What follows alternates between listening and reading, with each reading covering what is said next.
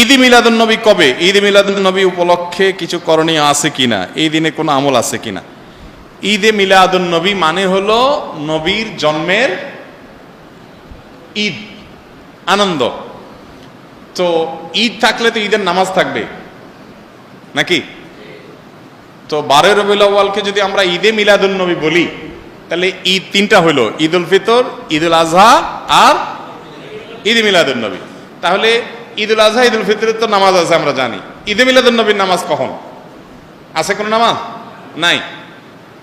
তো বোঝা গেল যে আসলে ঈদে মিলাদুন নবী নামে কোনো ইবাদতের উপলক্ষ, কোনো অকেশন ইসলামের শরীয়তে কোথাও নাই।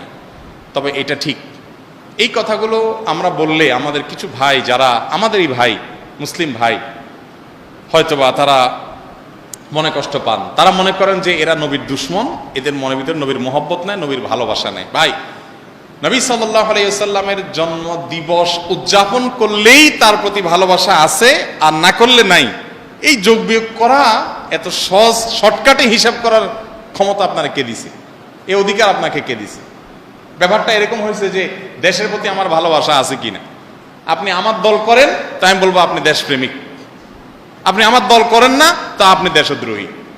ব্যাপারটা সেরকম হয়ে গেল না ভাই? আমার দেশপ্রেম জাহির করার জন্য আপনার দল করে তাই প্রমাণ করতে হবে, এটা যেরকম অযৌক্তিক, ঠিক একইভাবে নবী করিম সাল্লাল্লাহু আলাইহি সাল্লামের জন্ম দিবস উদযাপন করে তার প্রেম, তার ভালোবাসা জাহির করতে হবে, এটাও এরকম অযৌক্তিক।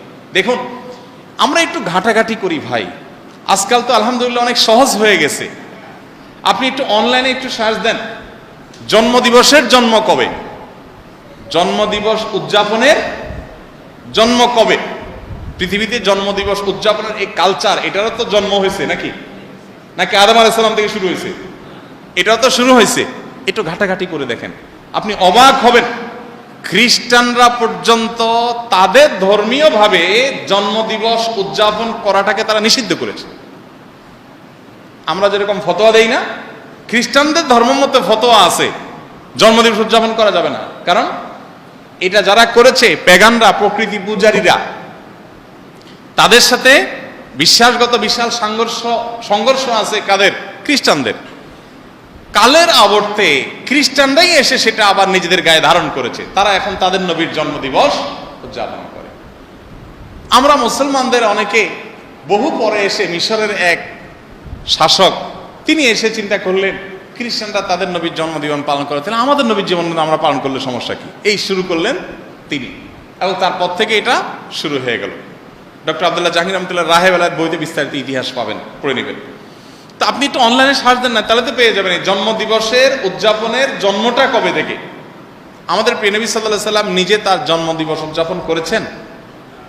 যদি করে থাকেন তো বছরে প্রতিদিন, প্রতি বছর 12 রবিউল আউয়াল তিনি বেঁচে ছিলেন 63 বছর, এই 63 বছরে প্রতিবার আসছে না? উনি ওনার জন্মদিবস উপলক্ষে এই যে র্যালি বের করা, জশ্নে জুলুস করা বা যাই করি আমরা, উনি কিছু করছেন কিনা? উনি নিজের, ওই যে কি একটা কথা আছে না, যার বিয়ে তার খবর নাই, পাড়াপড়শির। ওনার নিজের জন্মদিবস উনি উদযাপন করলেন না, ওনার 4 খলিফার কেউ করলেন না, কোন সাহাবী করলেন না। আমরা মহব্বত জাহির করার জন্য ওনার জন্মদিন উদযাপন করি। ব্যাপারটা কেমন হয়ে গেল? আল্লাহ আমাদের ভাইদেরকে সঠিকটা বোঝার তৌফিক দান করুন। যারা করছেন তারা নবী সাল্লাল্লাহু আলাইহি সাল্লামের মহব্বতই হয়তোবা করছেন, তাদের প্রতি তাদের যে আবেগ আছে, তাদের যে নবীর প্রতি ভালোবাসা আছে, ভালোবাসাটাকে আমি শ্রদ্ধা করি, কিন্তু ভালোবাসা প্রকাশের পদ্ধতিটা অবশ্যই কি হতে হবে? সঠিক হতে হবে। অতএব ঈদে মিলাদুন নবী নামে আলাদা কোনো অকেশন, ইবাদত হিসাবে এরকম কোনো কিছু শরীয়ত রাখে নাই, এবং এটা না সাহাবায়ে কেরাম, খুলাফা রাশিদা কারোর মধ্যে এর কোনো নজির ছিল। বরং উল্টা, এটা অন্য ধর্মাবলম্বীদের সংস্কৃতি হওয়ার কারণে আমাদের সেটা বর্জন করা উচিত।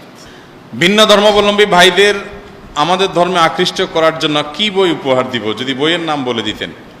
দেখুন, অন্য ধর্মাবলম্বী ভাইদের কেউ যদি সত্যানুসন্ধানী হন, তিনি যদি সত্য জানার চেষ্টা তার ভিতরে থাকে, আকুলতা থাকে, এবং তার হাতে যদি সময় থাকে, তাহলে আপনি তাকে কোরআনে কারীমের একটা অনুবাদ এবং প্রিয় নবী সাল্লাল্লাহু আলাইহি সাল্লামের একটা জীবনী গ্রন্থ, আগাগোড়া অনেক জীবনী গ্রন্থ আছে, কোনোটা 3 ভলিউমে, কোনোটা 1 ভলিউমে, কোনোটা একেবারে সংক্ষেপে। যে কোনো একটা জীবনী গ্রন্থ, ভালো কোনো জীবনী গ্রন্থ যদি আপনি তার হাতে তুলে দিতে পারেন এবং তিনি যদি আগাগোড়া পড়ে শেষ করেন, আমার বিশ্বাস তিনি আল্লাহ তাআলার কাছে আত্মসমর্পণ করতে বাধ্য হবেন। এক হলো কোরআনে কারীম, আর একটা হলো নবী করিম সাল্লাল্লাহু আলাইহি সাল্লামের সিরাত, পুরো জীবনী এবং জন্ম থেকে মৃত্যু পর্যন্ত পুরোটা যদি একজন মানুষ পড়ে ফেলেন, তার ইমানের মিটার অনেক বৃদ্ধি হবে, অনেক উপরে উঠে যাবে ইনশাআল্লাহ তাআলা। তো এটা আমি সাজেস্ট করব। এছাড়া ইসলামের সৌন্দর্য নিয়ে অনেক বই পুস্তক রচনা করেছেন, অনেকে সংকলন করেছেন, সেগুলো আপনারা সংগ্রহ করতে পারেন। একটা বই আছে, একজন ভারতের একজন লেখক অমুসলিম গুরুদত্ত সিং, উনি লিখেছেন তোমাকে ভালোবাসি হে নবী, বাংলায় এ নামে অনুবাদ হয়েছে, মোল্লা আওতার মেজবা অনুবাদ করেছেন।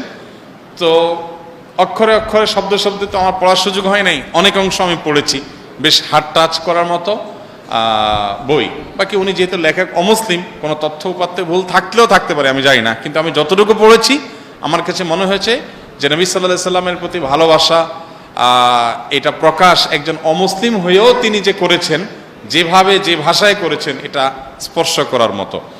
এছাড়া আরও বিভিন্ন বই থাকতে পারে, সেগুলো আমরা তাদেরকে দিব। তবে কোরআনটা নিয়ে আমরা জানি পৃথিবীতে যত মানুষ মুসলমান হচ্ছে এদের বেশিরভাগ কোরআন এবং নবী সাল্লাল্লাহু আলাইহি ওয়াসাল্লাম সিরাত পড়ে মুসলমান হয়েছে। এজন্য আমি সেটাকে সবচেয়ে বেশি প্রেফার করব। আপনি সেটা উপহার দিন এবং অবশ্যই ভালো আপনার অথেন্টিকটা দেওয়ার চেষ্টা করেন, যাতে করে সেখান থেকে তিনি ইসলামের প্রতি আকৃষ্ট হতে পারেন। সেই সাথে তার জন্য আপনি দোয়াও করবেন যেন হেদায়েত লাভ করেন। আরেকটা গুরুত্বপূর্ণ বিষয় হলো, অমুসলিমদের ইসলামের পথে আনার জন্য আমাদের আখলাক আচরণটা অনেক বড় একটা দাওয়াত। আপনি কি করতেছেন এটা কিন্তু সে দেখে। মনে রাখবেন, সে আপনার ধর্মগ্রন্থ পড়ে না, কিন্তু সে আপনার কাজকর্মগুলো দেখে। অতএব আপনি চুরি করেন, মিথ্যা বলেন, বাটপারি করেন, এগুলা দেখে, এগুলা করেন, আর এদিকে তারে বলতেছেন ভাই কোরআন পড়েন, আমাদের ইসলামটা অনেক সুন্দর। সে বলবে তোমার কোরআন সুন্দর দিয়ে কি হবে, তুমি নিজে তো 2 নম্বর মানুষ, আমি তো তোমাকে দেখতেছি খারাপ। এই জন্য আমাদের আচার আচরণ অন্যকে দাওয়াত দেওয়ার উদ্দেশ্যে হলেও ভালো করতে হবে, যাতে আমার আচরণ দেখে সে আকৃষ্ট হয়। আল্লাহ আমাদের তৌফিক দান করুন। একটা বাচ্চা জন্মের 7 দিন পূর্ণ হবে শনিবার। এখন শনিবার ছাগল জবাই করে মাংস ফ্রিজে রেখে দিয়ে যদি পরবর্তী শুক্রবার খাওয়া দাওয়ার আয়োজন করা হয়, তবে আকিকা হবে কিনা? ভাই, আকিকা তো খাওয়ান দাওয়ানের নাম না, আকিকা হলো পশু জবের নাম।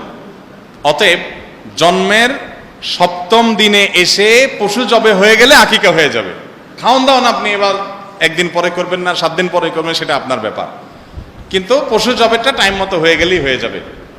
সন্তানের আকিকা হিসাবে বিসমিল্লাহ আল্লাহু আকবার, আল্লাহ এটা অমুক সন্তানের আকিকা এই হিসাবে জবাই করে দিলেন, বাস আকিকা আদায় হয়ে গেল। এবার গোশত আপনি রাইখা আস্তে ধীরে খান, কোনো অসুবিধা নেই, এটাতে আকিকার কোনো অসুবিধা হবে না। আকিকা হয় সন্তানের 7ম দিনে, এটা হলো সুন্নাহ। 7ম দিনে, 7 দিন পরে না, কিন্তু জন্মের 7 দিন পরে এক জিনিস আর 7ম দিন আরেক জিনিস।